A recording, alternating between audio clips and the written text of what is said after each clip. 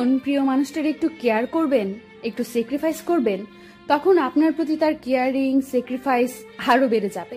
সে আপনাকে আরো ভালোবাসতে শুরু করবে।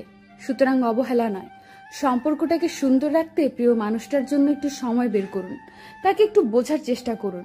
সময় যত যাবে দূরত্ব নয়, ভালোবাসা বাড়ে। ভালোবাসা তো সেটাই যেখানে একে অন্যের প্রতি থাকবে দৃঢ় বিশ্বাস। শত রাগ অভিমানের পরেও দুজন মানিয়ে নিবে দুজনকে, কিন্তু কেউ কাউকে ছেড়ে যাবে না।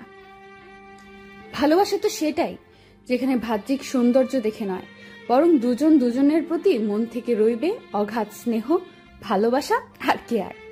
ভালোবাসা তো সেটাই যেখানে একে অন্যের প্রতি রইবে যথাযথ সম্মান, মর্যাদা। আর হ্যাঁ, ভালোবাসা কখনো যোগ্যতা দিয়ে পরিমাপ করা যায় না, কেননা ভালোবাসা তো তখনই হয় যখন দুটি মনের মিলন ঘটে, যেখানে মনের কথাগুলো নির্দ্বিধায় একে অপরকে বলতে পারে।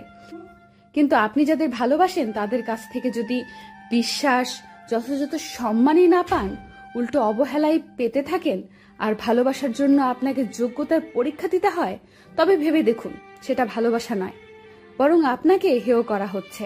তাই সময় থাকতে নিজ আত্মমর্যাদা আর সম্মান রক্ষার্থে সরে আসুন তাদের কাছ থেকে, যারা ভালোবাসার নামে মিথ্যা অভিনয় করে অন্যকে নিজ স্বার্থে কেবলই ব্যবহার করে। ভালো থাকুক সকল ভালোবাসা, আর দূর হয়ে যাক প্রতিটি শহর থেকে মিথ্যে ভালোবাসার নামে প্রচার করা প্রতারণার। আমি অনেক কিছুই ভুলে যাই, তার মানে এই নয় যে আমি সবকিছু ভুলে যাই। অনেক কিছুতে হেরে যাই, তার মানে এই নয় যে আমি জয়ী হতে জানি না। আমি তোমাদের মতো হাজারটা রং লাগানোর, মন ভরানোর কথা বলতে পারি না, তার মানে এই নয় যে আমি কথা বলতে জানি না। সময়ে অসময়ে আমি হুটহাট তোমাদের মতো হাসতে পারি না, তার মানে এই নয় যে আমি হাসতে জানি না।